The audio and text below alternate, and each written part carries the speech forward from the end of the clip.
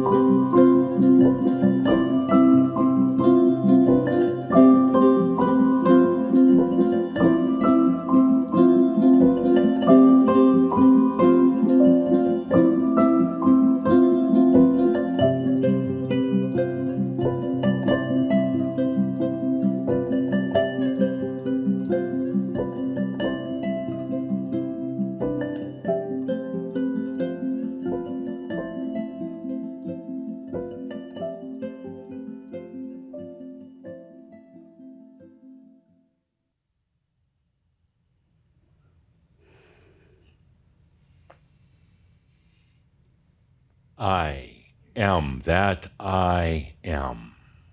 Adamus of Sovereign Domain. Live audience. I've been waiting for this. Waiting to be back with my dear Shambra. Now, of course, we were all together energetically, but there's nothing like the feel of flesh. Yeah, the look in the eye, the direct energy that we get when we gather like this. Last couple of years have been interesting. Had to learn a lot of new ways to do things. Had to learn how to go beyond in so many different ways. We'll be talking about that in a moment, but right now, before we go any further, I'd like to acknowledge and to thank dear Linda of Isa for her wonderful work, for being the audience for the last couple of years. The audience. So, Linda, how did that feel to really take on all the attributes of Shambra and to be the audience? It was an honor and a challenge. And we have a small gift for you. Oh, holy for smoke. the work Whoa. you did. 12 beautiful red roses for dear Linda.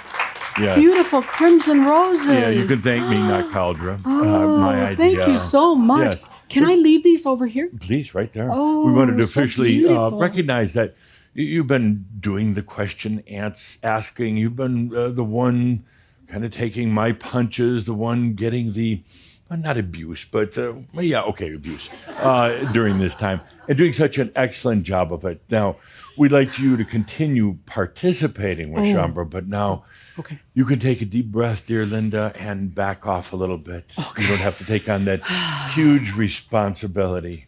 Yeah, thank you so much. Again, it was my honor. And, excuse me. Being Caldra's voice is going so dry. Being here in Colorado after ages in the warm, moist tropics.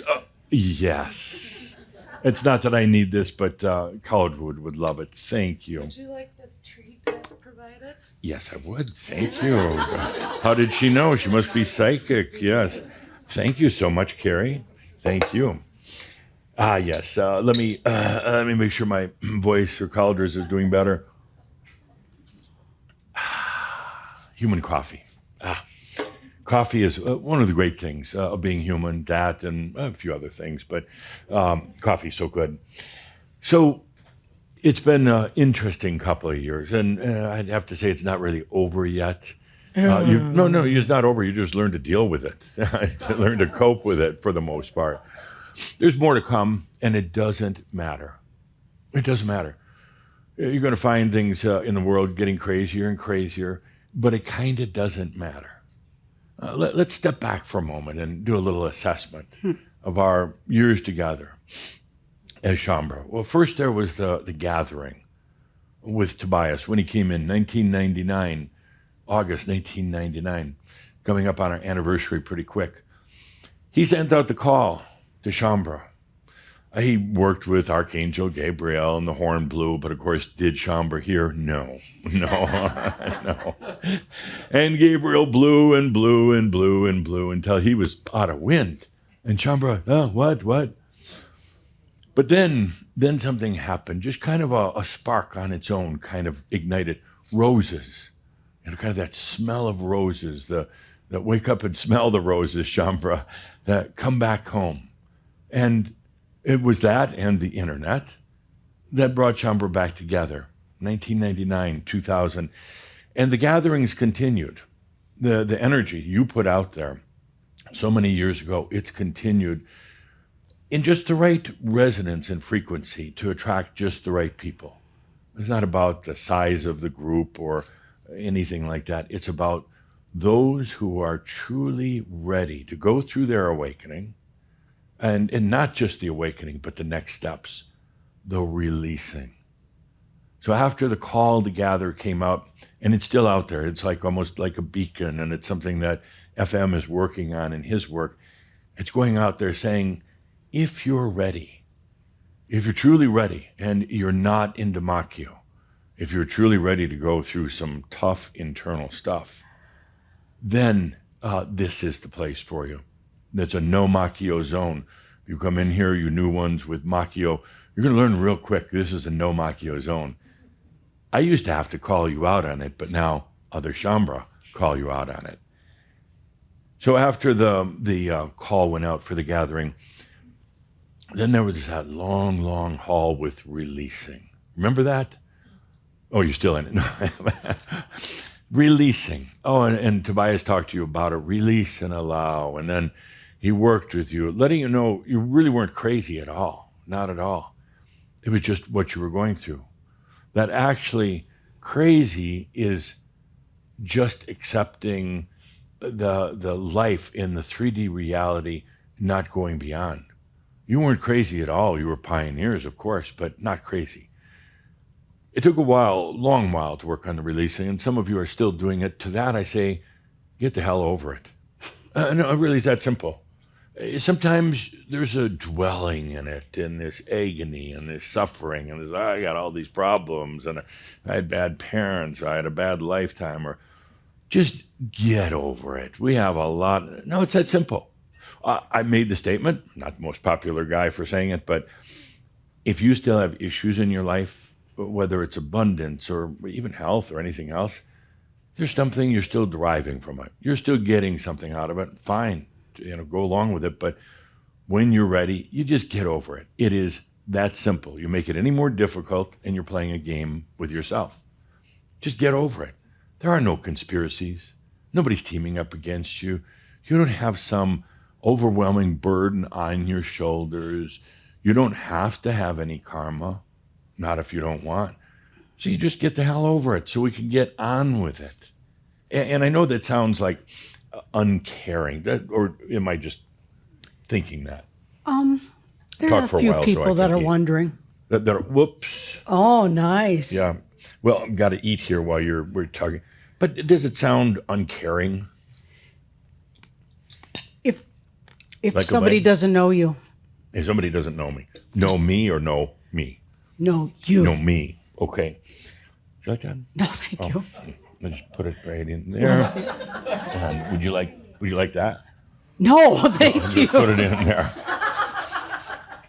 There comes a point, I'm serious here, there comes a point where you say, I'm done with it. I'm done with the crap and being a victim.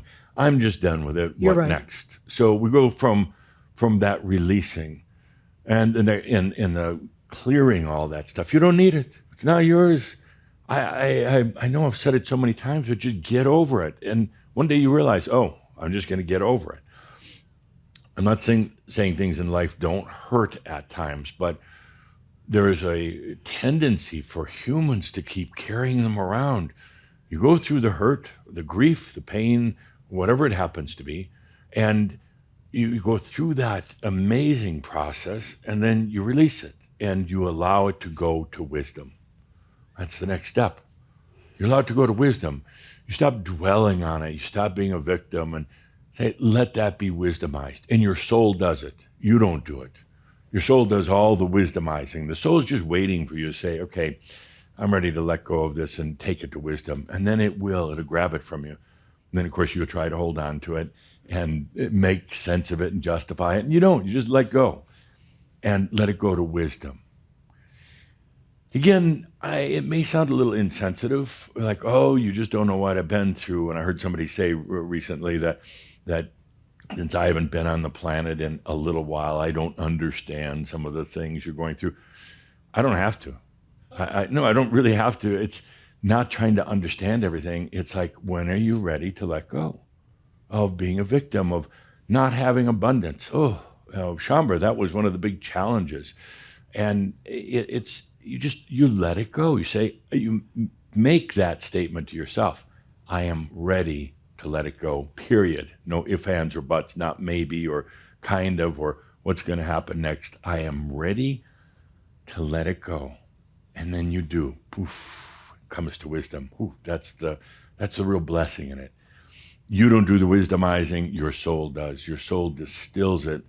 It takes all the crap out of it. It takes all the little minutia, the details, even the stuck human emotions behind it, and it brings it to wisdom. And then you could say, in a manner of speaking, gives it to the I am as the gift of life. So, yes, I have a question that the audience is screaming. I hear that and I feel that and I know that, but it's very hard to imagine how does someone that's terminally ill with illness beyond word that's not reversible, how do they do that? first of all, we gave you these roses, so stop representing the audience. Yeah. Well, I got So- used to it. Can we take these roses back, please? Take them back, bring them to the florist. Secondly, good question. I don't want to distract too much here, but good question. And I'm going to give an answer that some may not understand quite right, but accept death. Accept death. It's that simple. It's going to happen. We're going to talk more about it in this session, but stop battling these things. And death is a beautiful process. We've done it. I believe Gene picked a product for this month. What was it called? Simple Master. And it talks, we do a death experience. We die before, you do it physically. So if you're interested in dying, listen to Simple Master. You're going to die. Because it is not a physical thing so much as it is really a transformation of consciousness. So you get to die for, I don't know, how much are you selling it for? $250 through June. You get to die. What a deal. No, if you go to the undertaker, it's a lot more expensive. What does a typical cremation cost these days? I don't know, like $2,000 or whatever. So $250, but a tenth of the price. So, no, it's a tough question. Stop battling it. And we'll get into that later. And I know we have an angel webcast coming up quickly. It's going to be one of the big issues to talk about. But moving along, then you go through wisdom. And wisdom is saying, hey, I'm going to die. This body, is either going to be integrated or I'm just going to leave it behind. Doesn't matter. But I am going to die. That's a relief. Could you imagine if somebody said, you're not going to die? Ever? Would you like that, Andy? No. Why? Well, even though living is so much. Could we get the microphone? Sure. Yeah. Oh, first time in months and months. Yeah, and boy. months and months and months Thank and you months for and being the months and first to break the ice. Life is really a lot of fun, but like you said, death, you're going to die. Yeah. It's like being born again. You probably do that too. Yeah.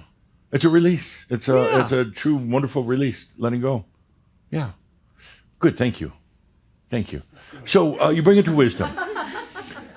And then something starts happening and you start realizing what a bunch of stuff you've carried around for so long. And you realize you really hung on to that garbage. And it was, in a way, it was kind of fun going through that, cathartic process and all the processing and everything else. But then you rise above that and say, geez, that was really laborious. That was like, it was holding you down from truly living. Then after the wisdomizing that Chambra is going through, now it's a time to understand the physics, which we're talking about, the metaphysics of reality and the illusions of reality.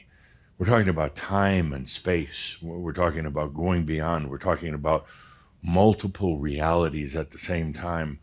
We're talking about what it's really like to choose your destiny rather than just have it happen to you. So we're going into this whole part now of really understanding the physics. And they're brilliant. They're pretty simple. You don't have to be a physicist. As a matter of fact, the physics, the metaphysics that we're talking about are more poetic than they are scientific. Science is great. Love science, but science looks at its own self. It observes what it thinks it's observing. We go poetic with our metaphysics, talking about what light is, what energy is, how things coalesce into matter, and then ultimately how not your mind and not even so much your beliefs, but your consciousness will create your reality for you. And that's what we're doing now. A lot of physics, metaphysics of life itself. And then finally, kind of tied in with all of it, we've come to the point now why you're really here. It wasn't just about releasing stuff. We had to do that. But why you're really here is to shine your light, to bench, to be that presence on the planet right now. You knew that the planet was going to need it. You knew that this was the epic time. Now, the planet is not getting to be a worse place than ever. It's really not. Actually, statistically, life for a typical human is better than any time ever, I would say, from about late Atlantis time through now.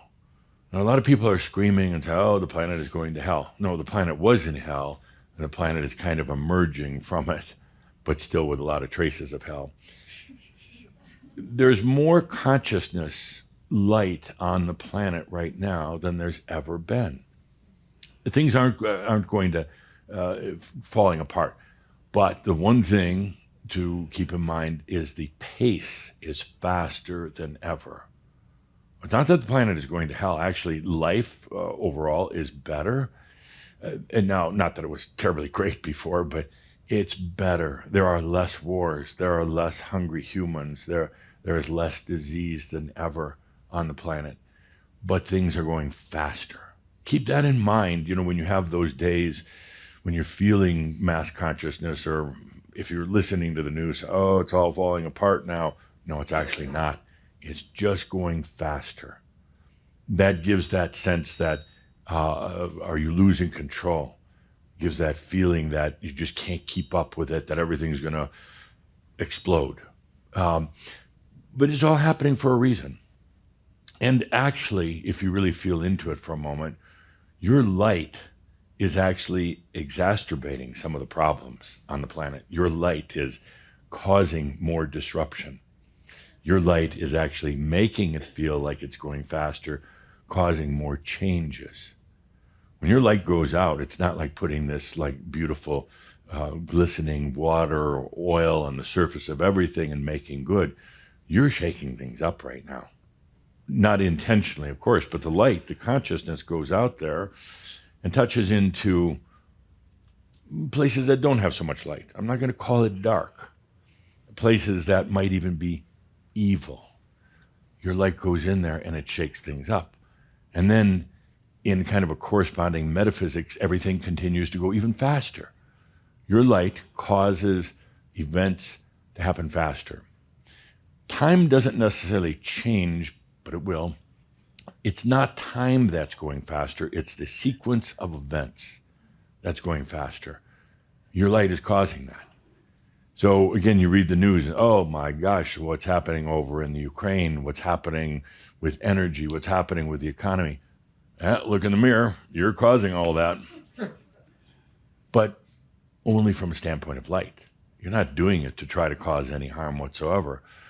You're doing it as your light shines because there were so many things on the earth that were ready to change. They were ready.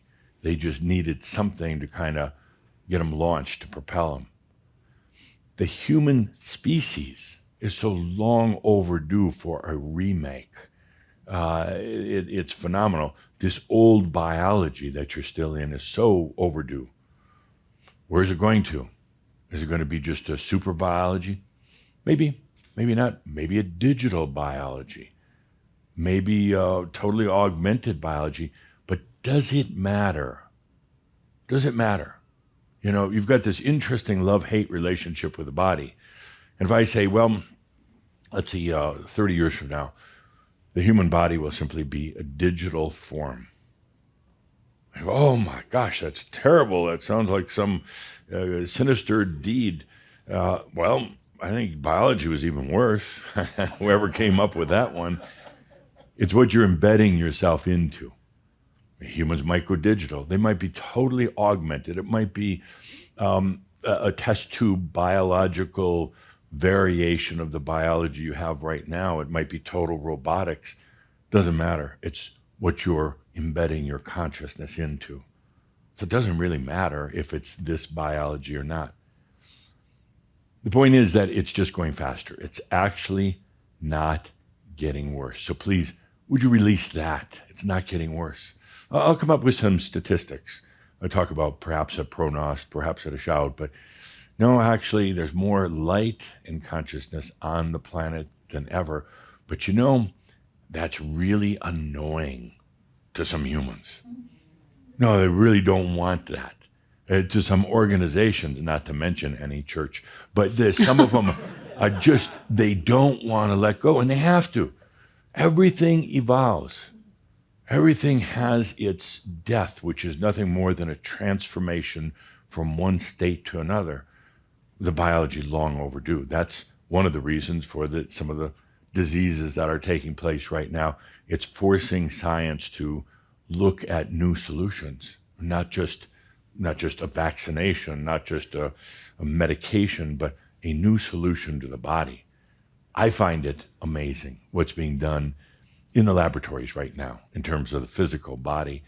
The thought process going beyond just things like the DNA and the atoms and things like that, but a whole remake of the physical body. Fascinating. Let's toast to, the planet's not getting worse, it's just going faster. And how do you deal with it? You drink, you drink. Drink coffee, eat chocolate, a little bit of wine, a lot of wine.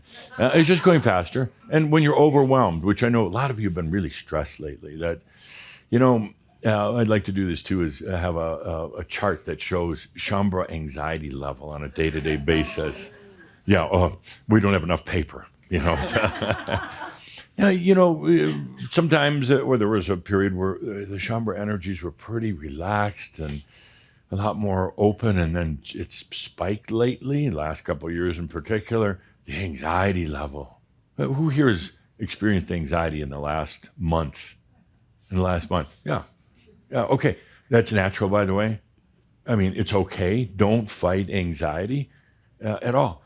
Step back and say, what is causing that anxiety? In other words, is it yours?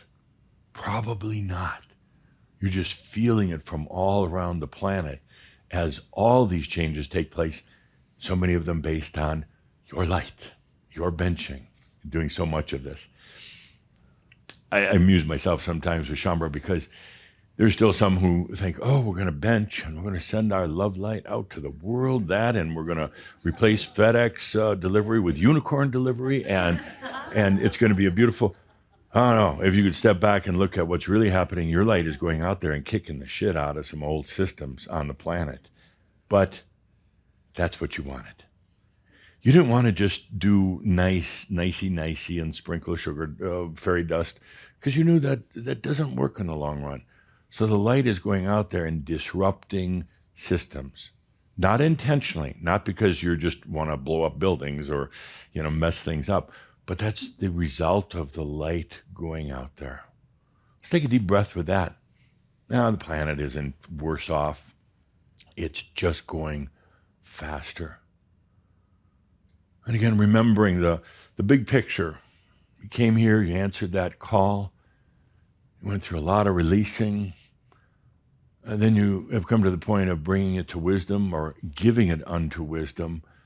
Now we're going through the physics of reality, the metaphysics. That's what I was waiting for.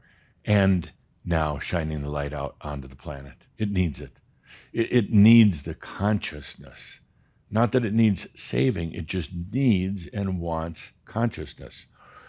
Again, if we were to maybe create an animated video about this. So you're sitting there one day benching, sitting out at a park near a lake or whatever, benching, and without agenda, just letting your light out.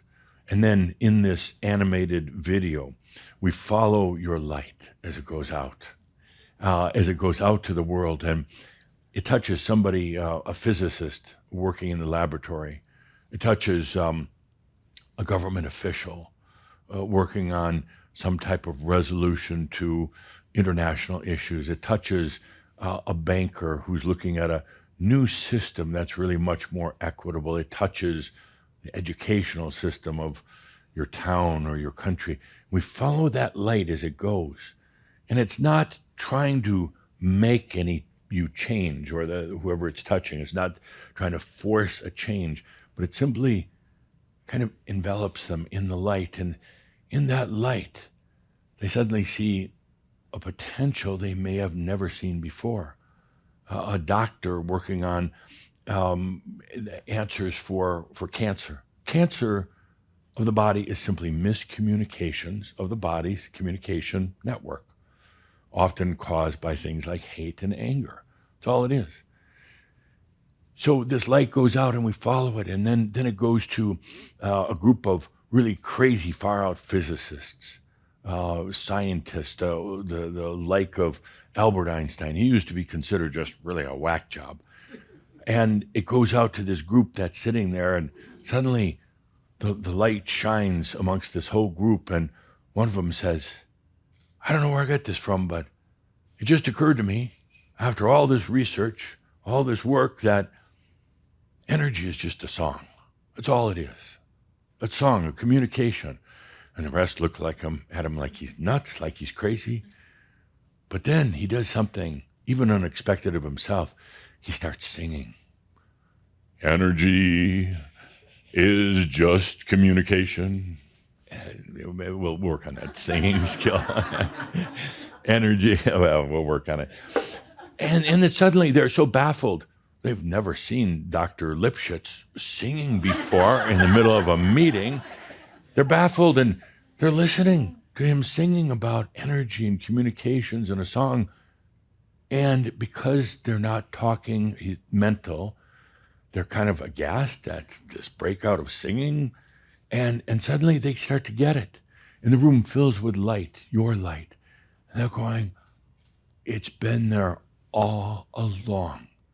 We were so caught up in the mathematics and the science and the righteousness and the convention of science that we never saw it. That energy is just communication. Boom. And then the video follows that light coming back to you sitting there on the park bench with a big smile on your face saying, I'm not really sure exactly what that light is doing, but I can feel it's doing something. And then 6 months later, you're reading the newspaper. All right, you're on your smart device checking out the news, and not your conspiracy sites, but real news. And suddenly you see this thing, group of scientists led by Dr. Albert Lipschitz conclude that energy is communications. The world changes, like the world changed when Einstein came out with his theory of relativity. By the way, it wasn't a theory of absolute. It wasn't a theory of absolute. Einstein simply said it's relative. It's all relative to what? The theory of relativity. You ever wonder why it was called that? You thought it was about your relatives? No. The theory of relativity. Why was it called that? It was relative. Einstein said, and it's not really been published or focused on a lot, that it all depends on the observer. That's why it's relative. And it can change. And it can change that and some good light, and it will change. Oh, my, I get a little off course here. Let's take a deep breath. I have to do what I came here to do, is question you. Now, at one of our recent gatherings at the Shamba Pavilion in Kona, I told the audience that I have a secret desire, a secret passion. If I were to come back for a lifetime, which is never going to happen, I would. You're going to realize that one day. You're just like, no. You might come back once in a while, either maybe through a channel or just to kind of for a couple days as kind of a mirage. But coming back, no way. Unless you offer me a really good job as a game show host. That's what I would be if I came back. Guru, no. Ascended master, reincarnated, no. Tobias did that. I want to be a game show host. I mean, what a great job. All you do is sit up at the front with some cards and ask questions and make everybody else appear to be stupid. So that's what we're going to do right now. Now it's time for Who's a Master? Okay, I have a list of carefully prepared questions. I consulted with Kathumi, Tobias, and a few other ascended masters to come out with these questions. Today's overall topic is the global shift. We'll begin. Shift, you heard that. You just wanted to say shit. Go ahead, say it out loud. You knew what I was trying to say. You just wanted to say shit, right? Isn't it the same thing? Usually, yes. Okay, first question. And Linda, be prepared with the microphone. First question, did coronavirus, circa 2020 to present, did coronavirus cause the shift or did the shift cause coronavirus? Tick-tock, tick-tock. Linda's handing the microphone out. Hello. Hello. Which came first, the chicken or the egg? Ooh. I'd say both. Both. At the same time. Absolutely, it's the and. But, I don't people realize that they're like, oh, I have to decide this or that. I don't know what to do. It's the and. They came at the same time. Why did the chicken cross the road? because it chose to? Because to get to the other side. Zoom, the truck goes by. Get to the other side. Cross it. Okay. It's tough being a game show host. Okay. So did coronavirus cause the shift or did the shift cause coronavirus? Or I'd say it was the shift, and then it kind of manifested through whatever way it chose the coronavirus. Yeah, good. Yeah. Good answer. Okay. We'll try a couple more in the same question. Good answer. Okay, thank you. He's saying that it was really the consciousness, the shift, and then coronavirus came to be, right? Good. Next. Could be either way. Could be either way. Yeah. Which way are you going to choose? Whatever I have feeling in the moment. Whatever you feel. Okay. What do you feel in this moment? In this moment, Did the shift Doesn't- cause it coronavirus doesn't matter. or coronavirus cause a shift? well, it doesn't matter. It doesn't matter? Yeah. Okay. Yeah. All right. And- Good. Yeah. Great. A couple more in same question. Okay. Which came first? What caused what? Shift or Here's a troublemaker. coronavirus? Did coronavirus suddenly descend upon the earth and then cause this big shift to occur? To me, it feels like is Can we mic get us some on? volume on the microphone? Hello. There. There you go. Yeah, can you turn off the mic? It feels like it's a circle, actually. Like It so we do a bit of shifting, and then we cause something, Yes. and that something causes some more shifting. So I actually like both. But in this case, if you make me commit, I would say the shift caused coronavirus. Shift caused coronavirus. Good. One more in the same question. Another one? Yes. Let's see, Alexandra. Yeah, I would agree that our. Can we I get some think- volume on the microphone, please? I know, is my mouth not close enough? Yeah. I think if we hadn't been ready for that or Right. asking, not just us, but everybody else, then it wouldn't have happened, right? That's the whole Right. point of the points of separation is that people who didn't experience that would have been somewhere else because they weren't Absolutely. asking. Yeah, absolutely. And the correct answer is actually both, but more leaning towards the side of the shift caused coronavirus. More consciousness on the planet caused something. You didn't have to know what it was going to be. Didn't matter. Could have been many things. But what happened was this virus came over the planet, and caused huge changes. So really the shift kind of created coronavirus, and then coronavirus added to the shift. So all who said it's really kind of both. But the shift is really what started it. Again, it didn't have to be coronavirus. It could have been so many different things. It could have been huge earthquakes, volcanoes, or anything like that. Not that I'm predicting it for the near future, but could occur. So anybody who answered that question correctly, or even partially correctly, please see Bonnie for a $25 gift certificate to the Crimson Circle store. Yeah. And Bonnie's looking like, who, me? Yes, you're the only Bonnie sitting in the back of the room that can possibly pull something like that off. Okay, next question. Whew, God, we're amping it up now. Next question. How has the world shifted in the past 2 years? Tick tock, tick tock. Linda, how has the world shifted? This is not just a simple yes or no. This requires a little bit of thinking as Scott gets ready.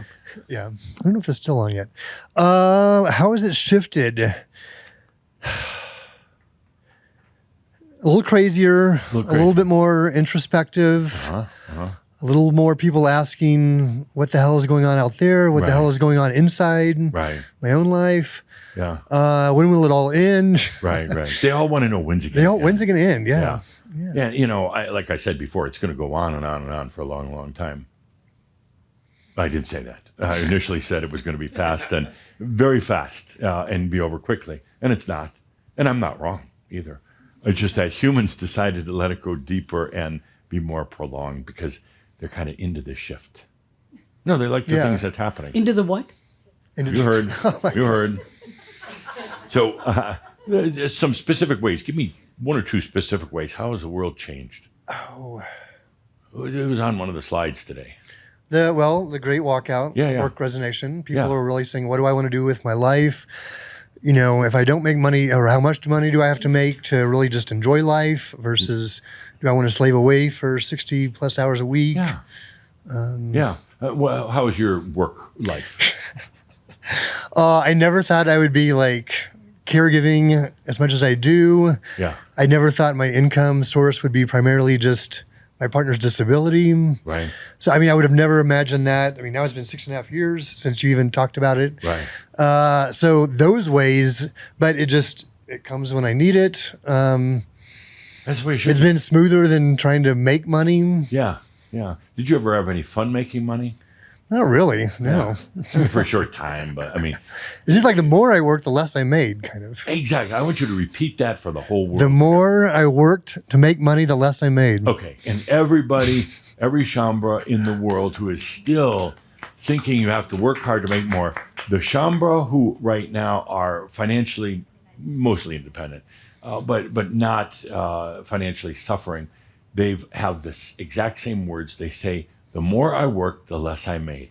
Now, that defies logic, but it's actually metaphysics because you are allowing it to come to you rather than working for it.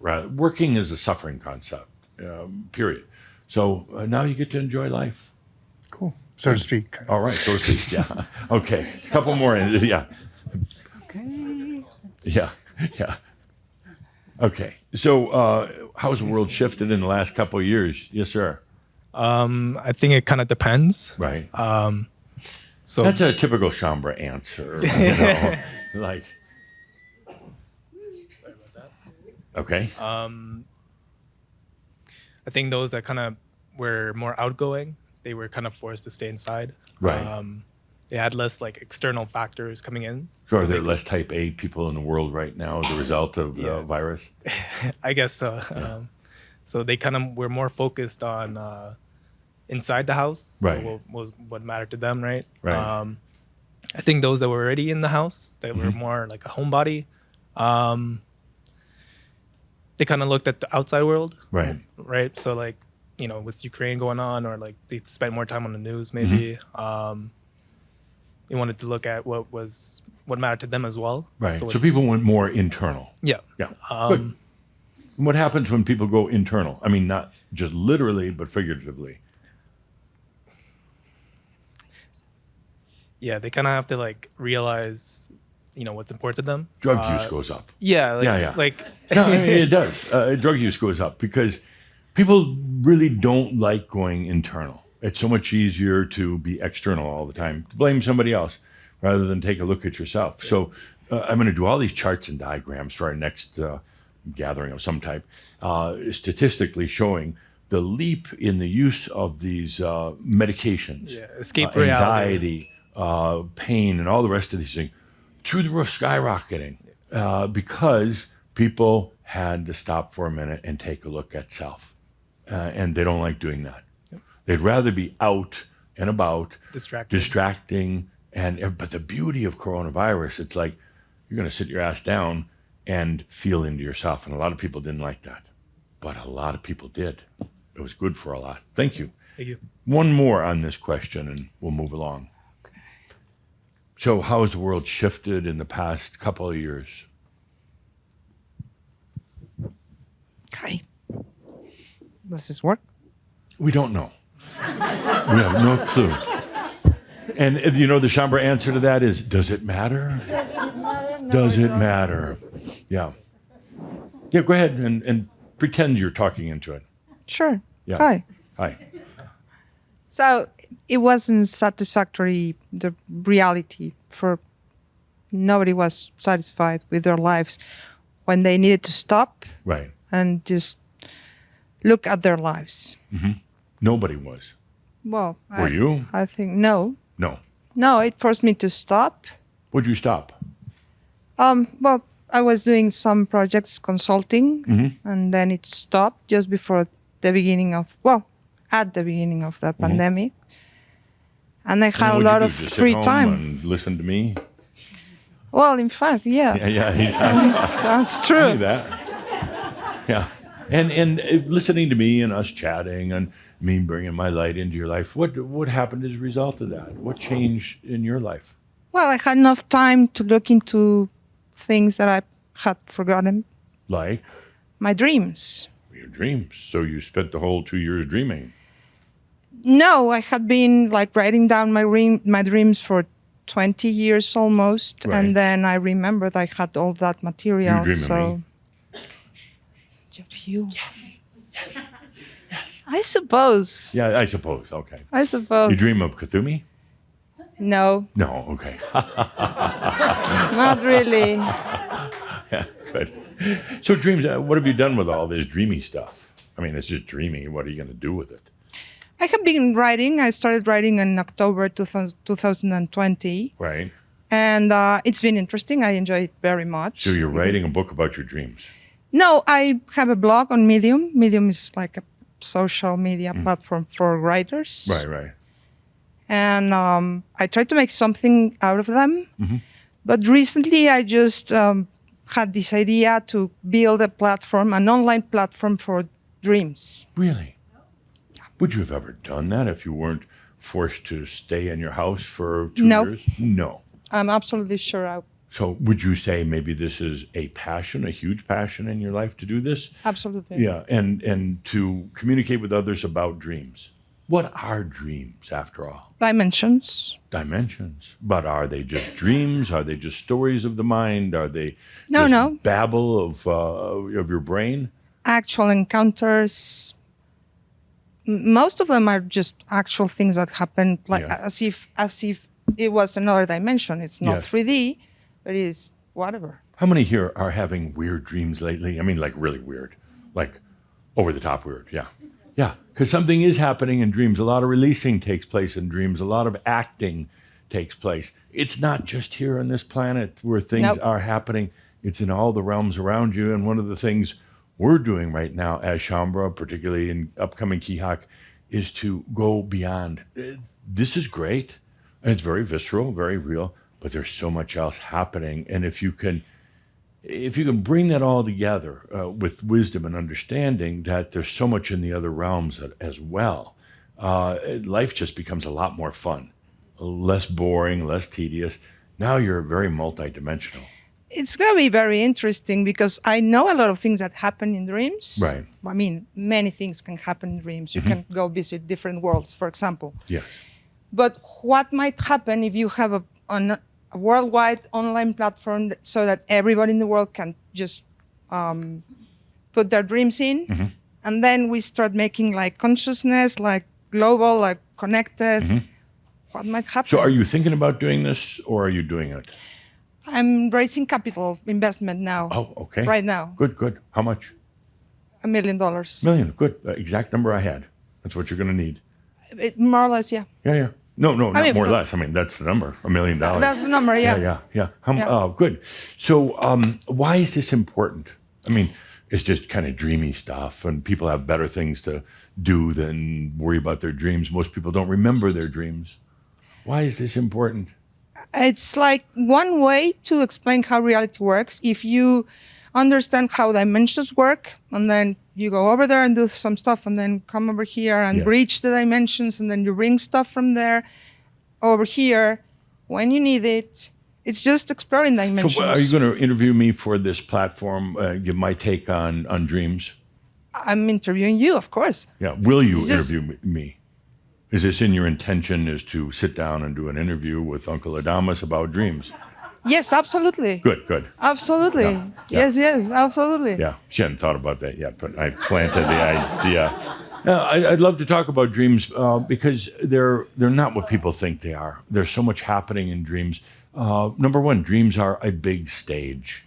You go act out different things. You test it. before you bring it in here. Oftentimes you bring it here and then it deviates from what you rehearsed up there, but you try out different scenarios. You put on different actors' outfits, different clothing, different attitudes, and test out different outcomes. And then you see if you can bring it here.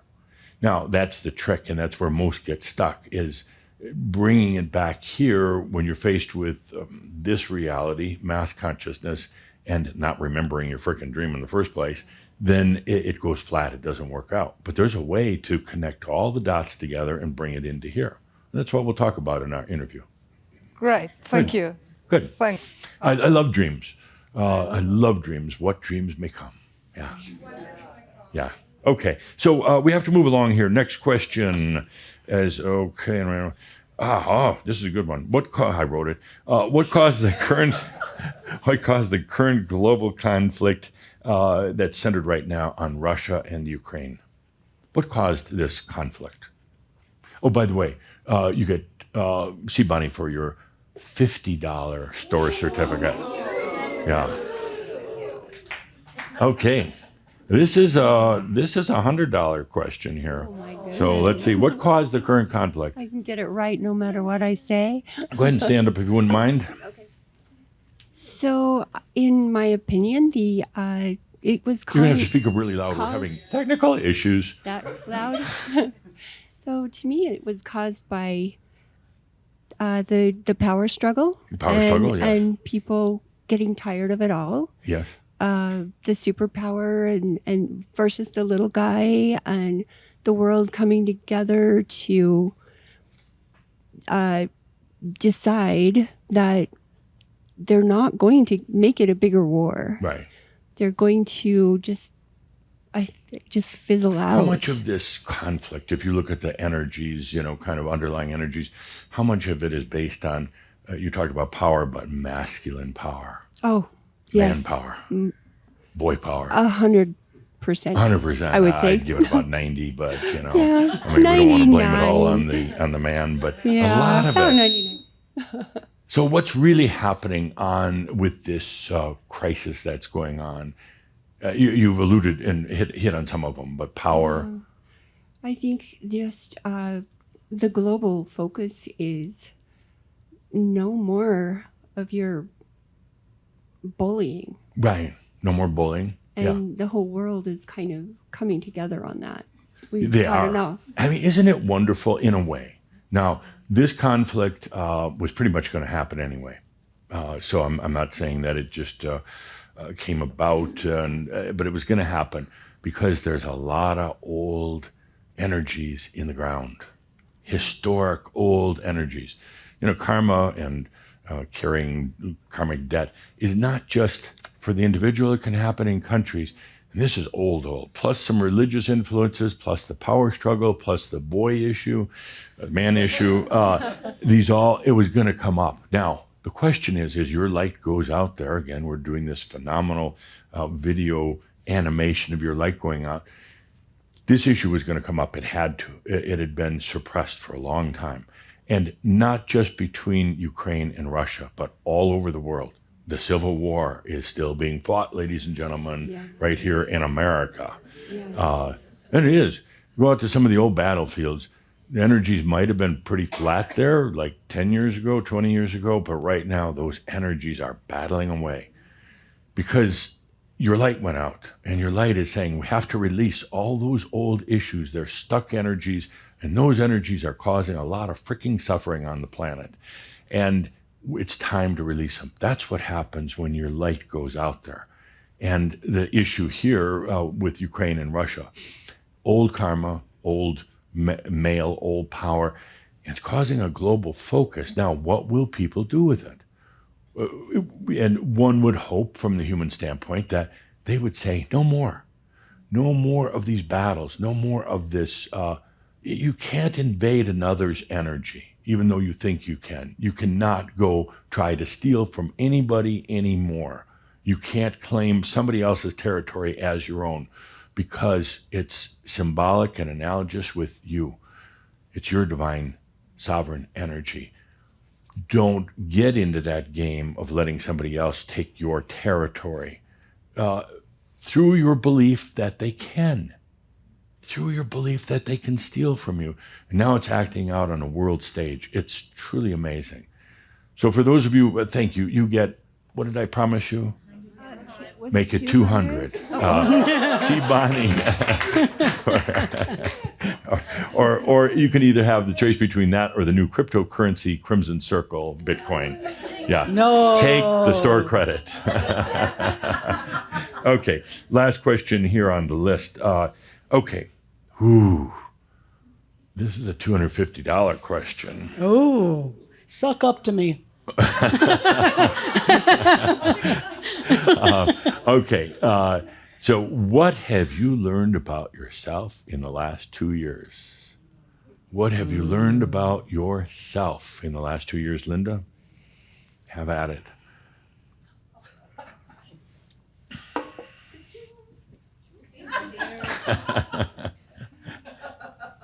And if you wouldn't mind standing up and letting everybody hear what you have to say. What have you learned about yourself?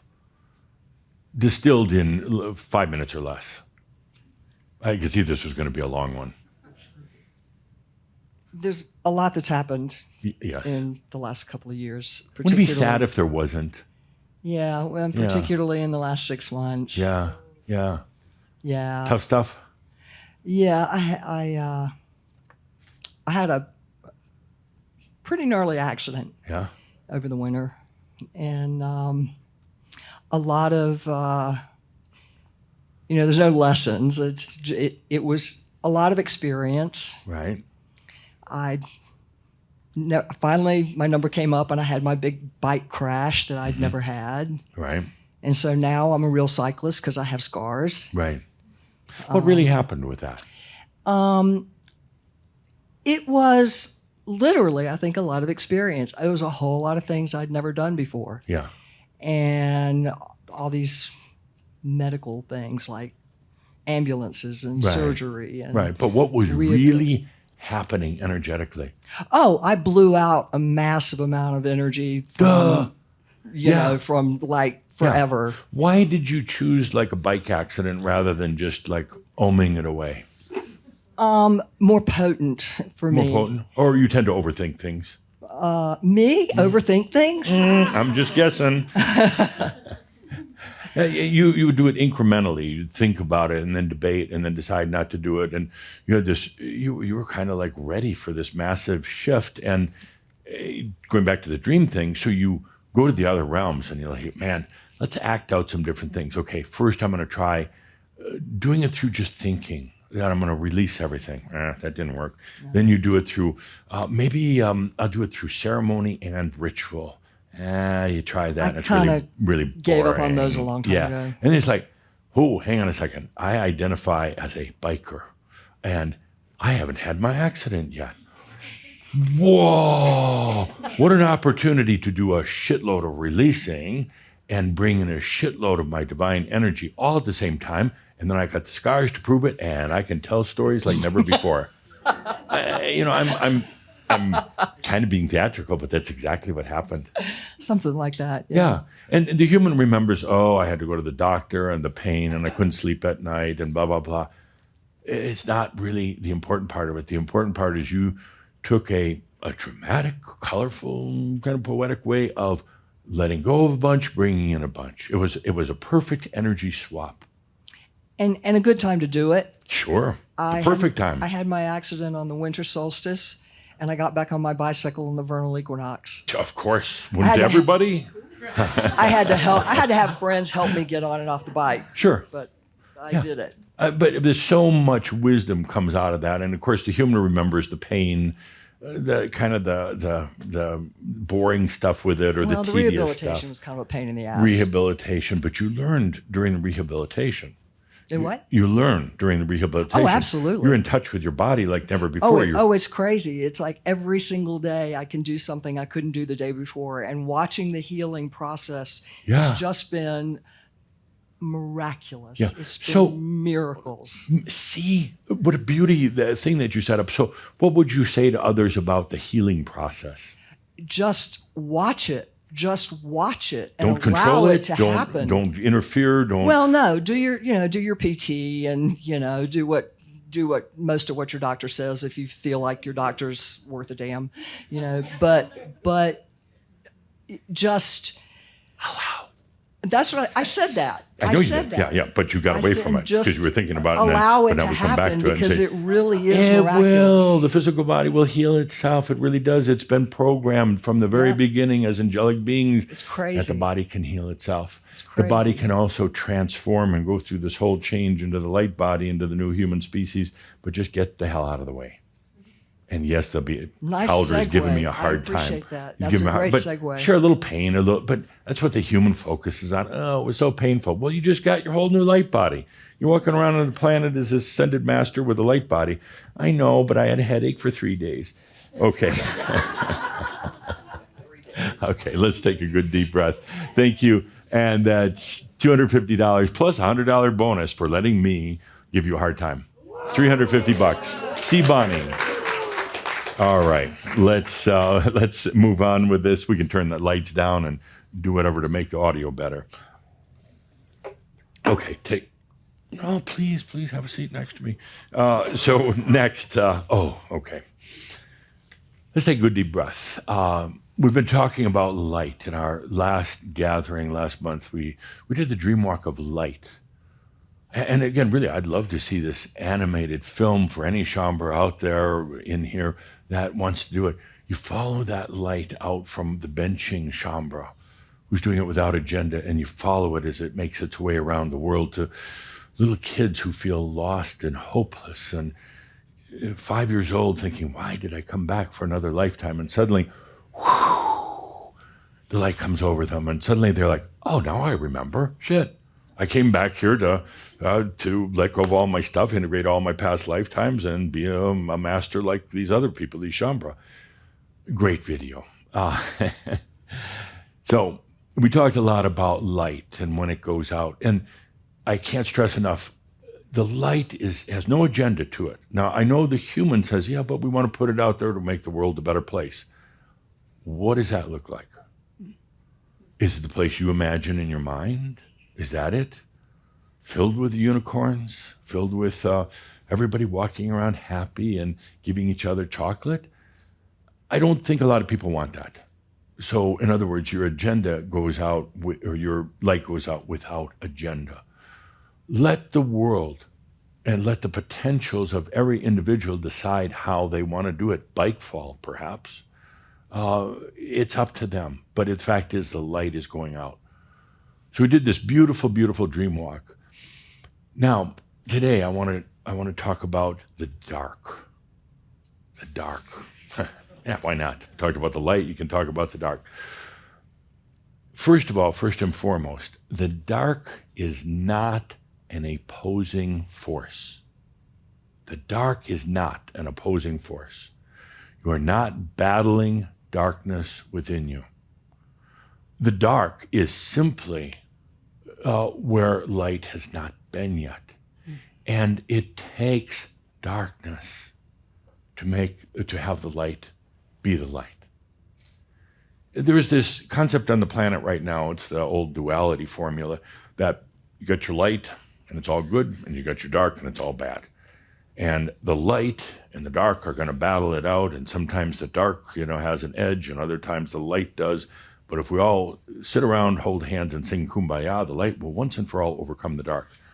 What happens in that scenario is that basically everything goes out of existence. You need the dark, is what I'm saying, because it's where the light has not yet been. It doesn't oppose the light. The dark even in you does not oppose the light. It's simply where no consciousness has ever been. It is not a place. It has no size or volume. It is simply where you have not yet been. Some of you venture into the dark in your dreams at night. What would this be like, bringing my light, my consciousness, into a place where it's never been before? What an experience. But unfortunately on this planet, that is based on duality, polarity, battles. It's come to be that it's about annihilating the dark. Feel into that for a moment. That's all wrong. I mean, it's all fucking basically wrong. Sorry. It's the one time I got to use that word today because I'm just so emphatic about it. It's all wrong. Even the New Thought, the New Age, some of the spiritualists, got on this kick about we're going to go battle the dark. You're only battling yourself. You're only battling yourself, and you're not really even battling the dark. You're just battling your own light. You're distorting your light when you battle the dark. Now, this is so critical to what we're doing right now. We are not trying to overcome darkness. You need darkness. It's got to be there. Now, darkness is not an opposing force. So please stop believing that. Please stop talking about your own darkness. Years and years and years ago, Tobias talked about it.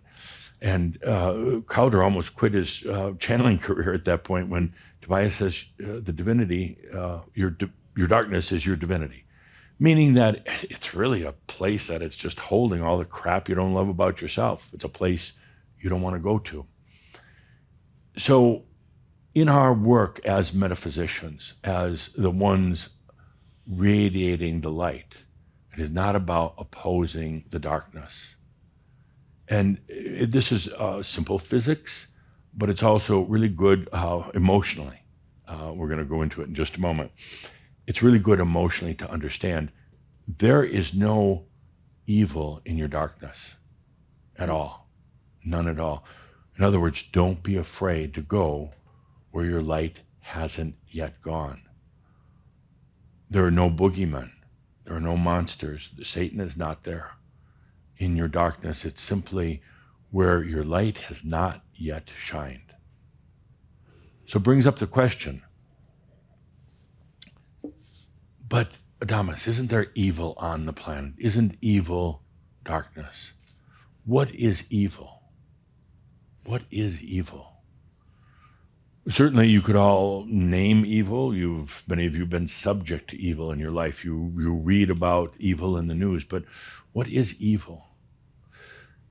Evil is an interesting word, E-V-I-L. The antithesis, the opposite of live, L-I-V-E. I wonder if that was just an accident. No. Evil contains the words lie, and what else? Veil. So evil is really ultimately just the big lie. Not a lie that's being perpetuated by some conspiracy. It's not about that. It's the lie to self. And maybe as a result of the veil, result of the density here in this 3D dimension that you're in. But evil ultimately is really just distortion of light. Distortion of light. It's not dark. It's simply the distortion that occurs when one is veiled from themselves, when one lies to themselves about who they really are. They lie to themselves and says, I'm just a human on the planet. I'm subject to governments. I'm subject to gods. So I'm just a human on the planet. That is a big lie. When the human says, I don't know, that is a big lie. And that's basically the origins of evil, which can get even more twisted and nastier and nastier as go along. But evil is not darkness. Evil is just the distortion. And the biggest distortion of all, in all of this, the biggest distortion, if we want to talk about it forever, we can debate it, but it all comes down to this. The real cause of evil is when somebody believes and lives out that the energy is outside of them. That's evil. That brings out the evil. It's so simple. Why do people invade other countries? Because they don't realize the energy is already in themselves. They believe in power. They believe in taking over other land and other people. And yes, it's evil. but it's because of this distortion that I have to get something out there. I have to steal it from somebody. I have to kill somebody to get it. I have to play psychic games with them. I got to play head trips with them. I got to distort their lives in order to take something. That is evil, or the origins of evil is that it is outside of you.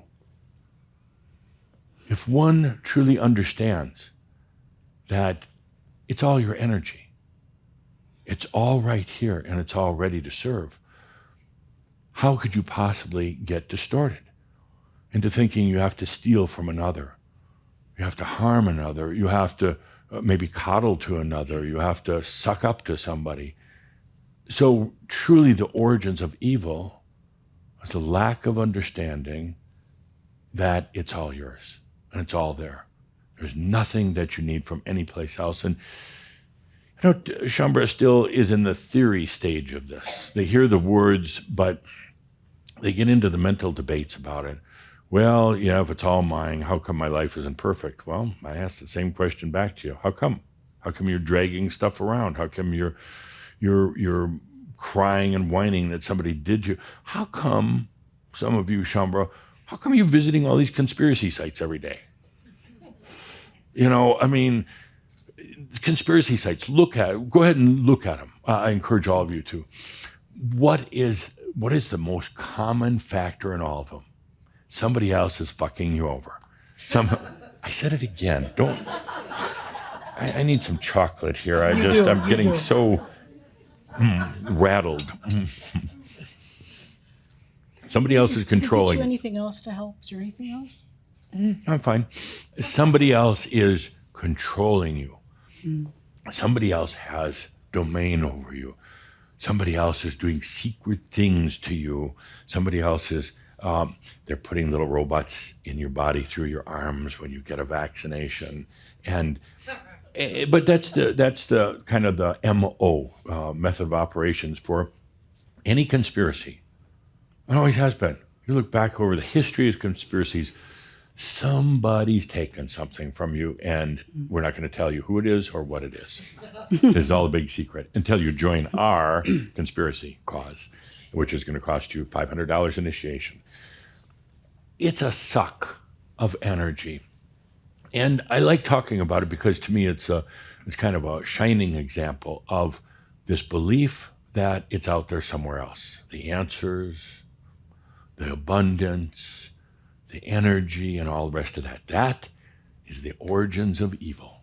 Why is there so much of this thing with the conspiracy things? It just seems like it's gone nuts. People are getting very polarized. And there's many factors in it. Good question. But many factors because it's also people like the drama. You take away the conspiracy stuff from the conspiracy lovers, the fanatics, and they don't have anything to do. They're not special anymore because, when they're in the conspiracies, they're very special because I know something you don't. I'm special because I have this secret information that you don't, because you just read mainstream news. I'm reading the real stuff. Okay. But they love the drama. It makes a good story. It perpetuates this whole thing that the energy is outside of you and somebody's trying to take it. Whether it's aliens, whether it's, the people who live under the earth. I haven't told them yet. They're coming out next week from underground and they're going to steal little babies and sheep all at the same time and take them back underground to God knows what they're going to do with them. So, and they believe it. They love it because they insist that energy is outside of them. That is evil. Darkness is not. Darkness is not. Darkness is simply where you haven't gone yet. Evil is the distortion of light. And anybody can release it at any time. They can say, okay, nobody's trying to take advantage of me. They're not trying to have secret governments or kill us all by crop dusters in the air spraying this stuff on us or anything like that. It makes good stories. And Shaumbra, there you are. Trying to run from me, aren't you? Shaumbra,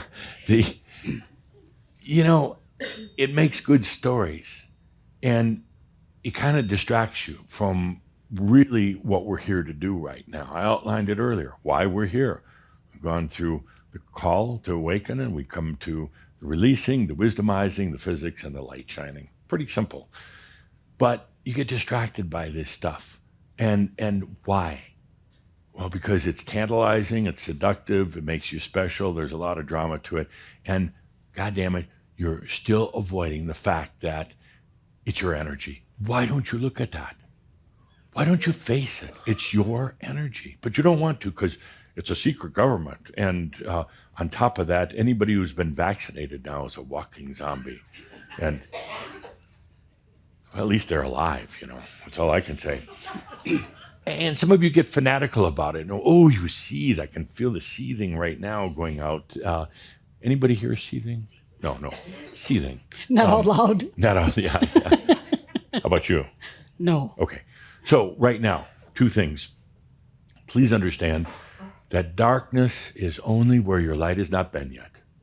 And also understand that the light can get distorted by evil. The definition of evil is believing that the energy is outside of you and you have to somehow get it. Like this great big game that we're going to play. All right, you don't have any energy. It's all out there, or it's in everybody else but you. You're so special.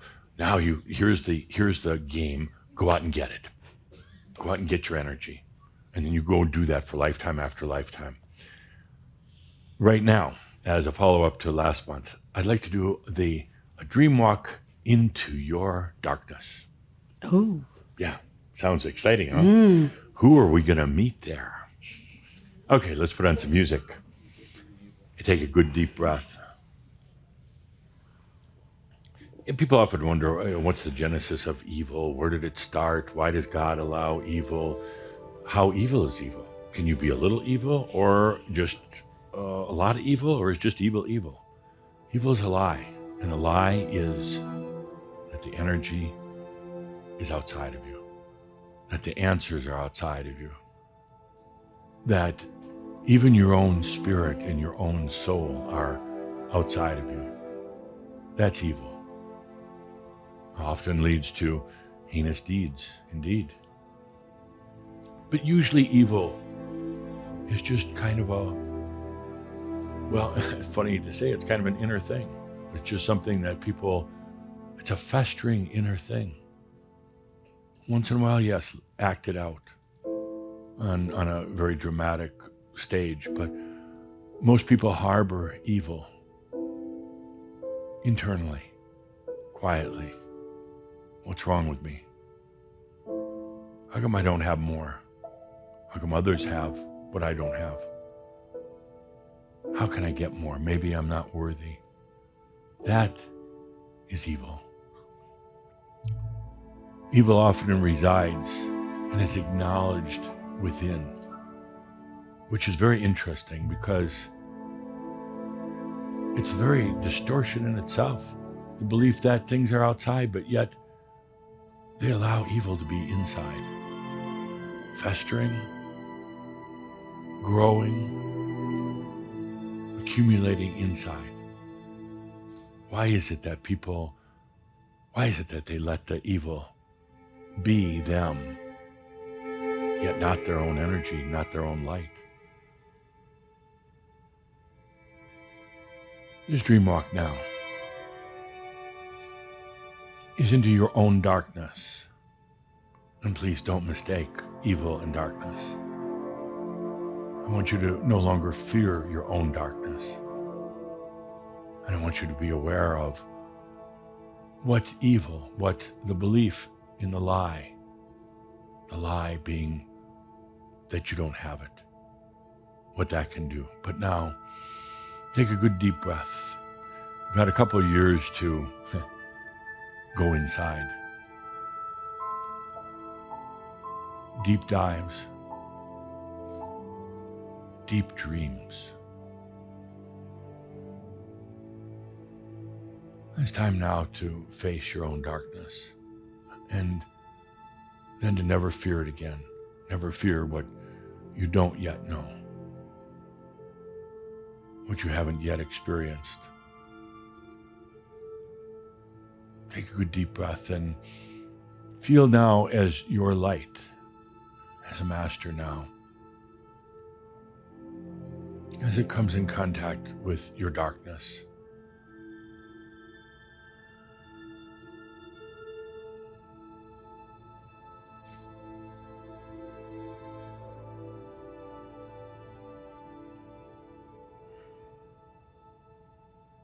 A common thought is that you would have your light try to overcome the darkness,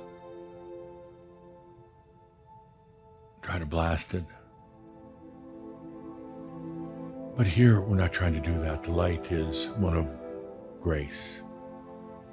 It does not try to break into the darkness. It simply feels it. The light does not try to overwhelm the darkness. It rather merges with it, integrates with it. Light is consciousness, awareness.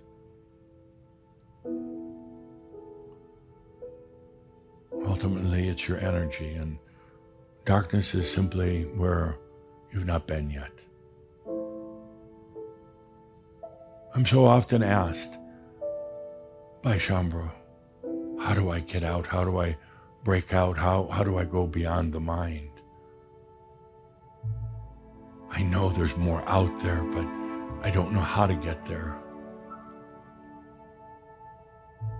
How do I transcend into these other dimensions that you, Adamus, you talk about? How do I go into these places that are beyond the mind?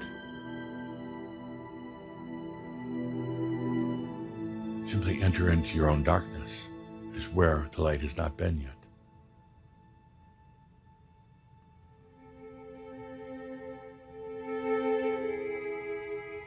Let your light, your consciousness now, feel into the darkness without fear. Why would you fear where you have not yet been, when you do not yet know where that is? Why would there be any fear at all? It's simply where you haven't yet been. The darkness is not filled with evil. Evil is actually simply a distortion of light. It is not darkness. Let the darkness come to you now, your darkness within. Let it come to you.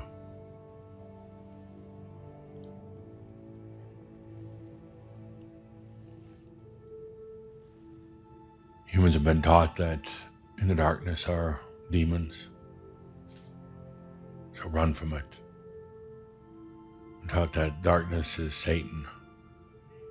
Don't go there. Stay away from that. That's Satan's den. Darkness is given such a bad name. It's simply where you haven't been yet, and for eons of time in human history, there have been those who want to stay within themselves. In other words, where they're currently at, and then they want everybody else to do the same as well. Don't go into anything new, anything beyond. Stay where we're at. But the true metaphysician realizes that there's no evil in their darkness. There's simply things yet to be experienced. Let yourself feel into and dance with your own darkness. The darkness has no agenda whatsoever. It will not try to make you dive into its experiences that are yet to be. It will not try to extinguish your light. It can't.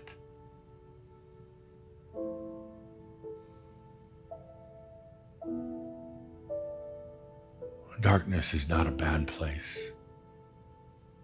It is simply where you have not yet been. I would go so far as to say that where you have been already, in your lightness, in your experience where you have been holds many more demons, many more bad memories. But the darkness, no. It has no agenda.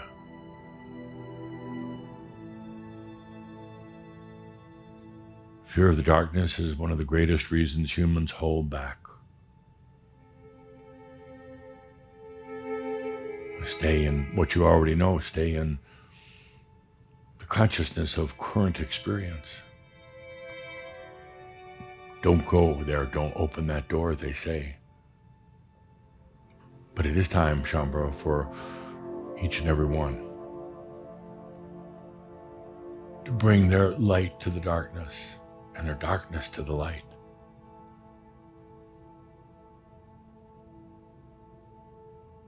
There's nothing to fear in your own darkness. Absolutely nothing. Quite logically, because nothing has happened there yet. Nothing has been experienced if it is still in darkness.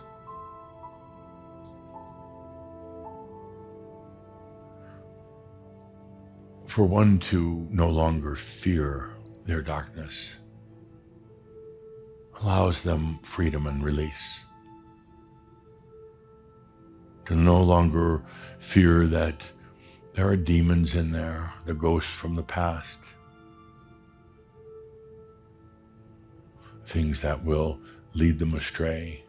Going into the darkness will cause them to be addicts or idiots or sufferers in hell. No. Let yourself feel your own darkness.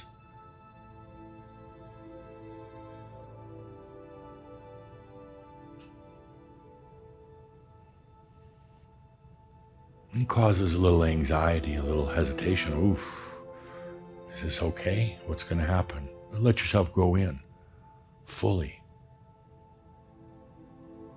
The evil that you think about, evil that you often equate with darkness, two very different things. Evil, a distortion, a lie, that there's anything outside of you. But that's not darkness. Yet in the consciousness of humans, they put it together, same thing. It's not.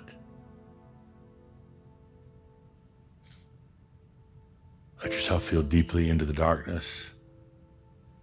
Let the darkness feel into your light. There's nothing to fear in it. Especially when you realize it's all coming from your energy, from your soul, from your I am. It's all there. There's no separation whatsoever. There's no separation actually between light and dark. It's really truly a human concept. They are not different. Darkness is not something that's an opposing force. Let yourself feel it as a supporting energy.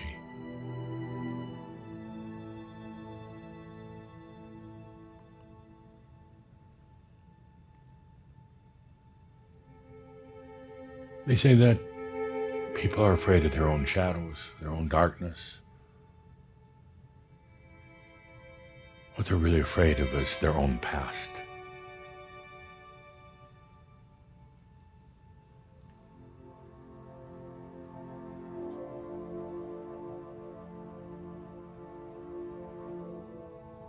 There's such a big belief system about the dark. One belief that there are opposing forces. There's not. They work together. If there was no darkness, the light would have no place to go. If there's no light, the darkness wouldn't exist, would have nothing to exist for. They work together, your light and your darkness.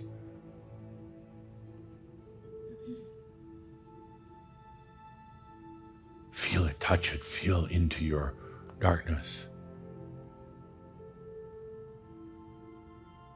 Feel it with your hands, with your skin. Feel it in the circuitry of your mind. Feel it in your breath.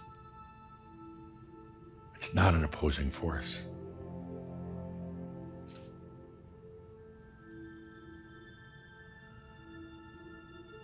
And there's nothing to fear in it at all. How many times have you held back? How many times have you pulled back? Because it's the unknown. Are you afraid of what might come? You're afraid ultimately of what is called the darkness, what has been handed down from generation to generation, through philosophy, through religion, through news, called darkness. It's caused so many humans to be afraid of themselves.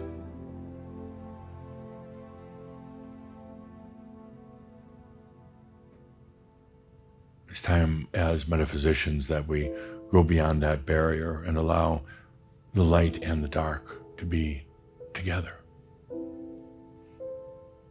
Work together, not for the light to oppose the dark.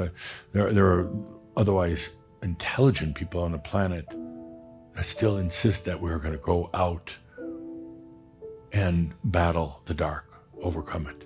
They simply don't understand. They perpetuate the very old battle. Statues of Archangel Michael holding the sword like we're all going to go and fight the dark. That sword is simply the suffering of self. Simply the fear of darkness. Let's take a good deep breath. I ask you to embrace your darkness because it's you. It's there. It's your soul. It's your energy. And there's nothing to fear. It's been given such a bad name, and it's not. It's just what has yet to be experienced. It is where no light has come yet, whether from fear or simply because one wasn't ready. And when one is ready, they enter into that darkness, and if one truly understands that it's all their energy, then what unfolds when the light enters the dark are miraculously beautiful things. Without the element of suffering, without the fear, without the paranoia.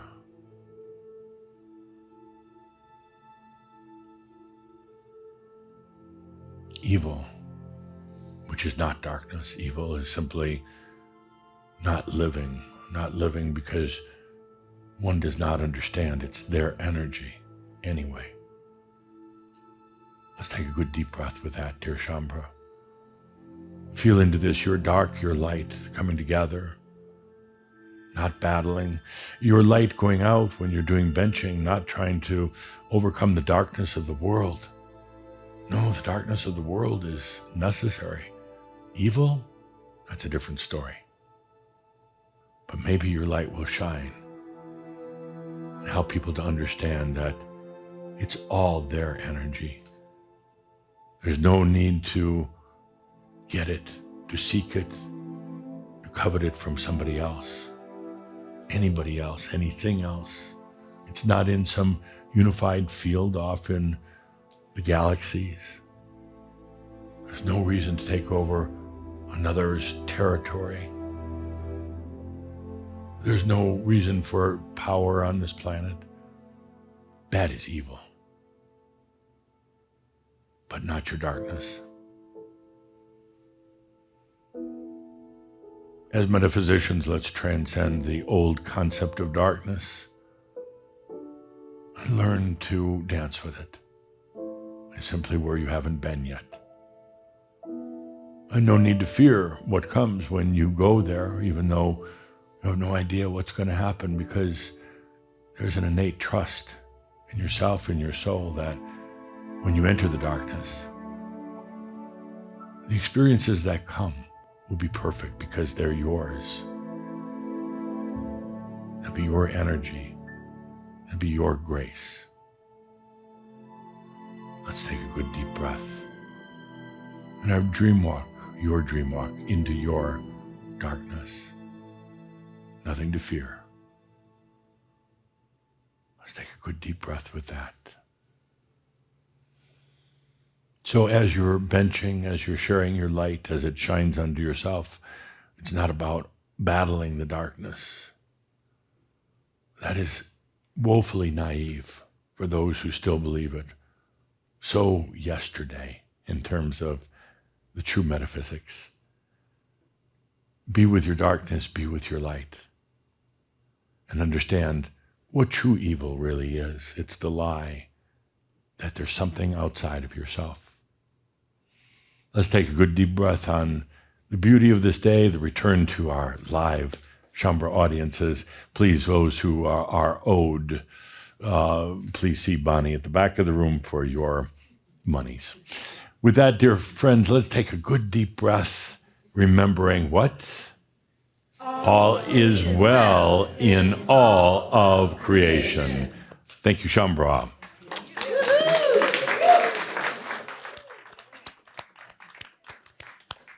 So, with that, on that exciting note, just once again, take a few more deep breaths and let those energies move. Let your energy radiate. Some good deep breaths, honoring all that you are. And thank you for being a part of this shout, for being here with Adamus and our live audience. Thank you, everyone. Glad that you could be here. Thank you.